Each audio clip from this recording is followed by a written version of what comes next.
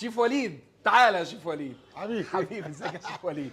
شيف وليد، انت لبناني ولا مصري؟ انا لبناني عايش في مصر 35 سنه. احسن ناس. بقول لك ايه بسرعه كده، قول لي. انت ليه مش لابس اوفر هيد؟ يعني البس ازاي؟ ما انا اقرا. صح، عشان مفيش حاجه تقع في الاكل اصلا. اقرا ازاي؟ اوعى بالله. حبيبي عايز تدوقني ايه؟ حبيبي بص، يلا احنا نبتدي الاول، نبتدي بالملك. انا عايز ابدا بالبريك. انت دوقتني من شويه، بوظت لي اعصابي يعني. بص يا سيدي، احنا عاملين رز بالخلطه. انت عارف ان انا بتفرج عليك من مصر؟ حبيبي ربنا بوفيه يخليك. كايرو جورميه، الشيف وليد بيطلع فيه لايف والحقيقه بيبهدلني انا يعني. ليا الشرف. انا وانا بسمعك بحس ان انا إذا بسمع جاي نفسي على فكره. اتفرج على كايرو جورميه وعلى الشيف وليد، دي حاجه كبيره جدا. حبيبي هتدينا ايه؟ بص شويه رز الاول ها.